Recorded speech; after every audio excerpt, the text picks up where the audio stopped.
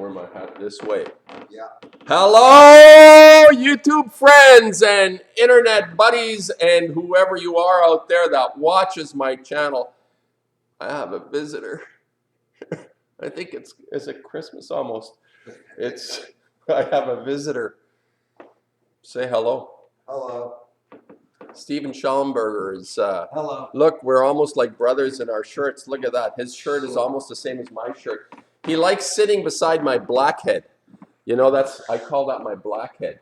Oh, My, okay. that's, Yeah. you know, like a Sure. blackhead. Oh, I see one right here. Oh. Yeah, there you are. Schallenberger, what do you have to say for yourself today? I think it's the best thing I did was come over and see you. We've had quite an inspirational talk, huh? It's like we've been hooking up after a while of absence or what, right? Yeah, no, it's been really good. You've been relocating. You've left Montreal. You've come into you've decided to live in the desert. Yeah, well, right now I'm training camels. So that's Look into the camera for yeah, a minute. that's right. Look at that. Look at it. I Yeah. think we're on the same team. We've actually been talking about the winning team today, haven't we? Yeah. We've had a conversation about being able to do our work even though we're not on the winning team anymore. Yeah. And I think it's maybe Now, you used to be on the winning team. You used to be on the winning team. I want people to know this guy used to be on the winning team. I never made the team, but he was actually on the winning team. I don't know if I was selected or I think they thought I was part of their game and I was on the winning team. So I was allowed to excel and work within You that were system. extraordinarily successful. You were on your way to like amazing success. Yeah, but something happened. Yeah, something happened along the way to the forum or whatever. Something happened, and what we talked about was inner necessity. Now, he's a painter, he's an actor, he's a multi-talented person, and I'm just a humble painter. You know, we were just talking though about, and not to dwell on it too badly. Go ahead and dwell. You have all the time.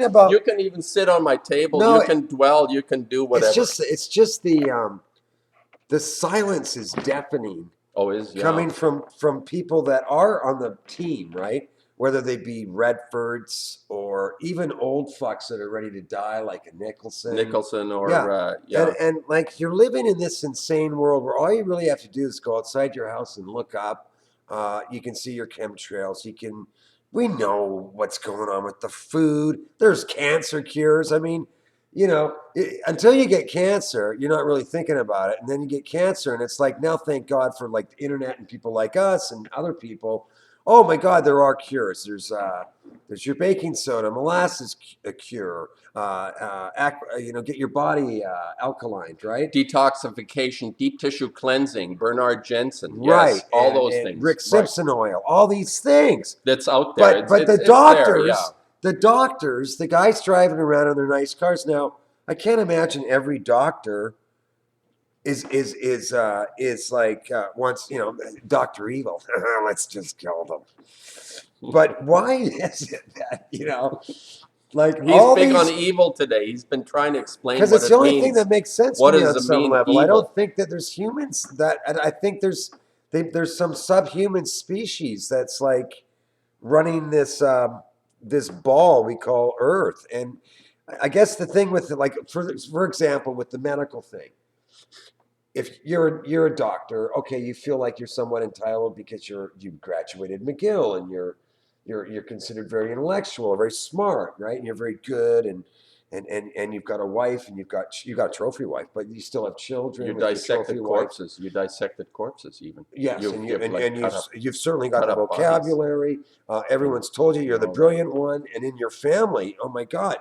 Our son, the doctor, here he is, you know, Bill Cohen. Here, Bill. Success. Our fabulous, successful. It's a success It's story. A huge success. He's a chosen one. He's on the winning team. Doctors are on the winning team. So how come you doctors out there on the winning team? Why aren't they saying anything? Why aren't they saying that the pharmaceutical company is running roughshod? Right. Why are you saying that chemo's probably going to kill you, not cure you? Yeah, it kills everything in your body, and if you're lucky, you survive. And the worst joke of it all is that you've got run for the cure. No, you got to run from the cure. You got to run from the cure. You got to try and survive billions of dollars going into cancer research. Okay.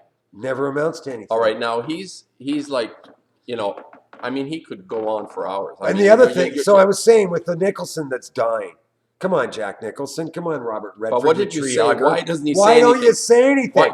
Why doesn't the doctor say something? Tell him why he doesn't say anything. Tell him what you told me. Tell him why you... My theory on the Nicholson or the Redford is that they screwed some 14-year-old once. And they have it on tape. And they've got it on tape. And if like you ever come out and say anything, we're gonna destroy you.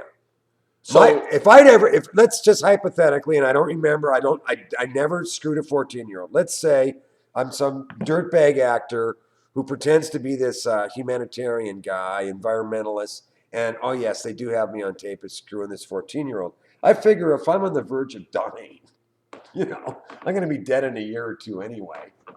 Why isn't it like worth my while to say, I did something I shouldn't have done, but I will tell you this. I feel bad about it. I was wrong. I shouldn't have done it. But people, please, your mainstream media, what you're being told about almost everything is a big lie. And, and this is...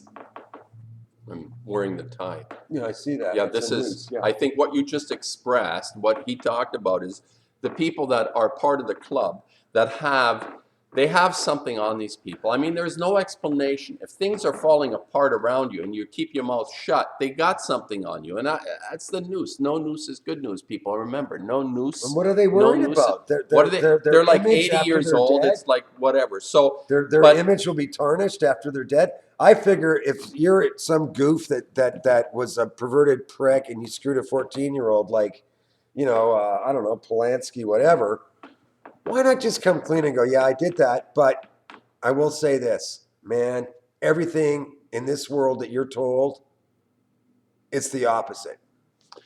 And no noose, as you see, is good noose. We don't want the noose around their neck. And here's what I say. We've had this talk about... Yeah, you need to sort of like... I should have maybe tucked the shirt in. Do you ever wonder why people wear the tie? It's like, look... I did a thing on this. It is the noose. Isn't the noose the tie? It's like whenever you wear the tie, you wear the noose. You're part of the club. You're part of the team. It's also... And it's like, Right. It's also it's Freemasonry, I believe. It is. It is part of the ritual. Yes, yeah, you have to wear it. That's the videotape they have. The noose is the videotape of them, probably doing something they shouldn't be doing, and they got it taped. But what my point is, now you're here, and we have our exchange and inspirations going on, and he's what I told him today. I said he's the quintessential Canadian artist, from the point of view that he's making paintings based on the Indian genocide that occurred in Canada from whenever that started, the residential schools and all that, right, when they murdered children, which is admitted. This is not something that I'm making up. This is actually admitted by the government of Canada, that they actually, priests and government organizations murdered children. Proven. That this is, I'm not making this up. Justin Trudeau suddenly came out and said it. Right. So this is like a fact, right? It's a fact. So where is the art? Where is the art that represents this atrocity that occurred? Well, look at his work. This is his art. Now what he's able to represent, which I call what we talked about, the inner necessity of being an artist, is not a matter of following rules or having some standard of drawing your eyeball in a certain way or representing something through even art history. Like I said, throw it all over the edge. I don't care. I call on what Kandinsky said, the inner necessity. That made sense to you, didn't it? Yeah. I think, yeah, absolutely. He's not texting. He's cleaning his fingernails. Yeah. No, that's... I haven't painted for a year. I told Tom, I came by today. Which is interesting. I said too, There is no rule about what it is you need to do. If I come to the studio every day and make a painting, and he does, a month of painting in a year, but produces the work that he's capable of doing, well, that's how he works, right? That's how you work. I work a certain way, you work a certain way, right? And I want to feel it. I want to feel it before I start doing it. I guess I can, I should probably make paintings that I know I can sell, and then I at least have some cash and stuff like that. But part of me feels like I don't want to make a painting unless I feel like I'm doing something new. But the point is, okay, here, I said, okay, we're sitting down, we've been talking, what is it now, like for about 3 hours or more, like 4 hours. And what I'm thinking is, I make videos, I make YouTubes on my channel. I talk about stuff. I talk about Fukushima. I talk about how things aren't working. Things aren't working. Where is the counter to things not working? Well, it's the artist. Ultimately, it comes down to the artist. And what is it that each artist, and what I feel is very important, what I said to you, is originality within the work, right? Now, your own work, you have been making paintings for what? 30 years, 40 years, like a long time, right? Yeah. So there is a point at which you said when you were doing your earlier work, what was your comment about your earlier work? It wasn't something or other. I don't know what you said to me about your earlier work, but where you've come to. Well, it was a hobby. It was like a hobby thing. But where you've come to is your stitching paintings. I think this is very important to understand your own breakthrough, your own understanding of making a... Yeah, I never thought of it. Yeah, I know, because we don't think about this. It's not like, oh, I'm going to make an original painting today. You don't think in those terms. Yeah, and I also don't want to be so self-conscious that, I'm going to, I just made him self-conscious. I just made him self-conscious about what I made. Yeah, right? I know, yes. So there's something that happened in you. What I'm trying to say, and I've made YouTubes about this, the idea of having a breakthrough, that people who do something for a longer period of time, if they're dedicated to whatever, they're going to have a goddamn breakthrough. It's going to work. They're going to have a breakdown and a breakthrough. A breakdown or a breakthrough, one or the other. Yeah, maybe both of them at the same time. I think that's natural. I think a breakdown and a breakthrough are sort of synonymous. They probably go together, maybe. They go together at different, maybe stages. But you're more of a breakdown guy than me. I'm more, like I don't break down as easy because it's like that's bullshit. Anyway, what I sort of want to lead this towards is the idea that here he is. Okay, you have an artist of conscience. You have a person that is representing something of their inner self, not to do with the winning team. He was kicked off the team, by the way. He was like a center. He was like a Gretzky, one of the Gretzkys on the winning team. And they were about to make him captain, and he opened his fucking pie hole. And the next thing is, like, we could all be like living on the Riviera having pina coladas for, Yeah, I'm not sure. I mean, and now he's smoking himself. Listen to that smoker's cough. I don't know how you get kicked off the team. You know exactly why you got kicked off the team. You don't. Yeah, you know exactly why. Because, you're not going to play by the rules. There are certain rules you have to play by, and you don't open your pie hole on anything that matters. So that's what you were saying to start with. They don't open their mouth because they don't want to be kicked off the team. So, I'm in isolation. I'm in total nowhere land. I used to have museum shows and stuff, but nothing now. I open my trap on Fukushima. We've got an art show set up for you on Mars. I'm excited about that. Because Mars is the new planet that we're exploring, of course, right? We're already on Mars. He hasn't filled me in on this yet. He's breaking this on me. He's coming up with this right now. Yeah. So anyway, my thing to him was, today, I'm talking to him. This is my point. You have your point. I said, I got the EBGBs whenever this term eternity comes up, right? So I am in contact with something that I feel is eternal, meaning a continuity. We're trying to establish some level of consciousness around continuity. And the thing that ties, as far as I'm concerned, ties us to continuity is our conscience, to do the right thing. So here you have somebody that's been trying to do the right thing since you got kicked off the team, huh? Were you doing, that's 20 years ago? 20 some years ago? I think I was trying to do the right thing a little bit before that. Even before that? Yeah. But how did you ever get, drafted? I got drafted by reading Steinbeck. That's how I got drafted. Did they appreciate that? No. That was me all on my own, living in Venice Are you Beach. talking about Team Conscience or team, the winning team, like Hollywood team? Well, I'm talking about my own thing. Yeah. And how I developed this conscience. Rather than just being a consumer, a user. Okay, you were doing Hollywood even while you were doing your films, you were like on Team Conscience. You weren't before even at the very. You were very successful. I mean, we're talking. I know, but at the precipice, see, you're allowed to read John Steinbeck and still be a selfish prick, right? Oh, really? Yeah, you can do that. You can read guys they made like movies about his. Sure, his yeah, that's fine. He's still a prick, you know. Yeah, grapes are rats. So. Yeah. Steinbeck, the Beat Generation, and Alfie, what's it all about? That kind of thing. Okay. That all started then, but I think they thought I was a team player.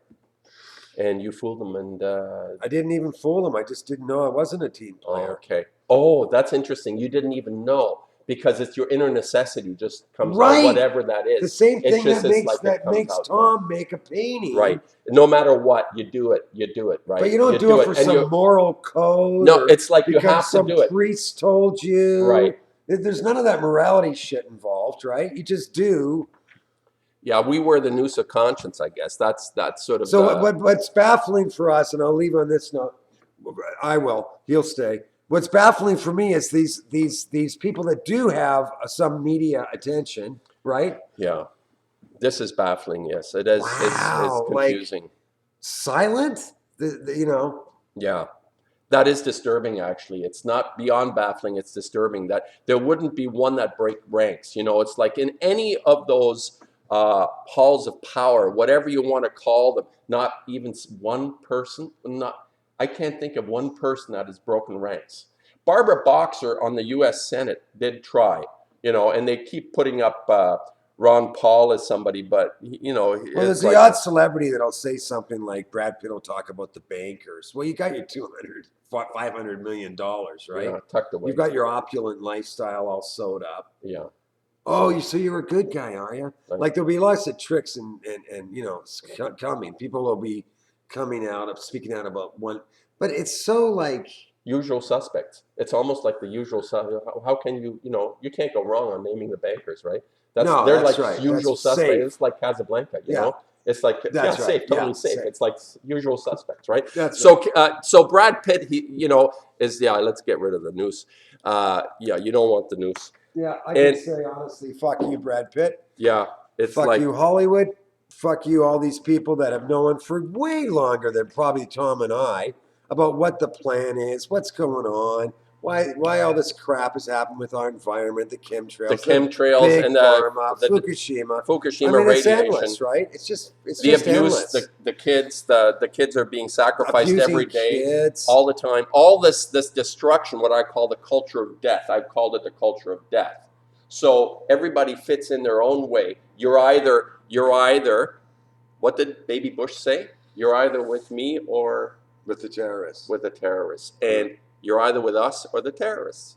The terrorists are the people that are destroying everything on this planet. So it's not like, oh, geez, I can be a little like this and a little like that. No, you can't. You're either with conscience or you're doing the wrong thing. One or the other. That's right. You have to be on. It's not like equivocal. It's not like, oh, maybe I can be a little bit like this. No, you can't. There is no little way. And you've paid the price. And people pay the price because they will not accept what it is that we're told to do. We have to act our conscience. You said it was, you know what you said? You don't care if people wake up. No, I don't anymore. That's a stupid, useless term. All I want anyone to do, including myself, is exercise some critical thinking skills. Critical thought. That's it. Critical thought. That's it, because you can't read alternative news and get the truth there either, because those things have all been hacked into and they're funded by God knows what alphabet age. Like, just trust yourself. 1 + 1 = 2 if you believe in math.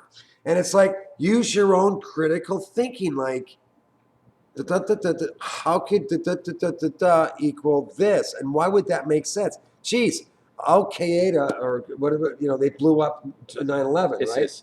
Oh yeah, Al Qaeda, yeah, okay. yeah. Oh, those are the bad guys. Yeah. Wait a second. Now they're working alongside the U.S. and they were in Libya working with Mossad, U.S., God knows who, wanted to get rid of Gaddafi, right? Okay, so they destroy Libya.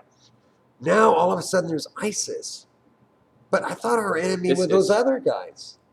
I call them. How come it's ISIS now? It's not. You know, it's or it's not. Do you know how much? It's not. It's not. It's not.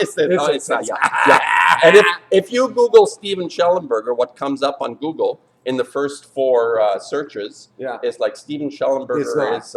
It's not. It's not. Yeah. It's not. It's not. Steven Schellenberger. Don't pay attention to Steven because it's not. And if you Google Ackerman artist, it comes up fraud. So, somebody that has 40 views on a YouTube is like ahead of 2,000 views on another one of my videos. Yeah, right? That's like another great thing. If someone's really beat up on YouTube, and there's crazy like shill talk and slander and stuff, I now look at that person and go, wow. That person's probably actually on something. Yeah. To start paying attention. If you're getting criticized, if they're hounding you, like Dana Durnford now out in BC had a court case. I don't know what happened there yesterday, but he's being hounded for harassing people that are telling lies about the Fukushima pollution into the Pacific Ocean. So they've nailed him and said, oh no, we're going to drag you into court. It's going to cost you a lot of money. Hopefully we'll bankrupt you by the time, we're done. Oh, they will. They will. Is that how it works? They'll sure. bankrupt the name of the game is isolate and destroy. Yeah. Destroy your credibility. Is it an isolate? Anyway, something like that. Just destroy, conquer. Take away all your financial, anything that can keep you going. Yeah. So as you can tell, we're getting caught up. We're getting caught up, and we're getting wired on doing a next series of work. He's got some ideas of what he'd like to do, and I definitely want to do a series on the Pacific. I'm going to do it for what it's worth. I don't know. I mean, I'm feeling very desperate about it. I think you should call it gene pool. Gene pool? Yeah, I never told you this. Like gene pool, like the swimming Pacific, pool, like the swimming pool, like a pool. Dublessons, right? Yeah, like the Pacific is like a gene pool. Okay, that's interesting. And the whole thing of like whales styling in the gene pool. Okay, that's like when you call like the nuclear plants have what they call fuel pools. I've seen those. I call them fool pools. Fool pools. Okay. FOOL. Fool pools. So gene pool. Full pool. Yeah, I could see it. I can probably wrap that in, but it's like a visual thing I understand. And it would almost be taking it. Maybe you don't like them, but David Hockley did those great swimming pool. The swimming pool drawings, yeah. So take the kind of swimming pool drawing. That's you put a beached whale in there, right? But he's completely radiated, dying. I'm not that literal though. I can't be that literal. It has to be more metaphorical. Yeah. I can't be that obvious. I'm not. Okay. I'll have like certain paintings that I'd be more obvious. When I think of pool, I think of Hockney and the gay asses in the pool. Yeah. Yeah, that's what they are. They're all boys. They're no girls. Like I'm more attracted to girls. Like I never really got off on the Hockney paintings. What are you saying, darling? He's missed me. He's missed me. So we're kind of like getting caught up and figuring out where we're going to go. So that's about it. Anything else? All right. Yeah, we had our little chin wag. We had our little mutual chin wag. We'll probably do another one, as we go. So talk to you later.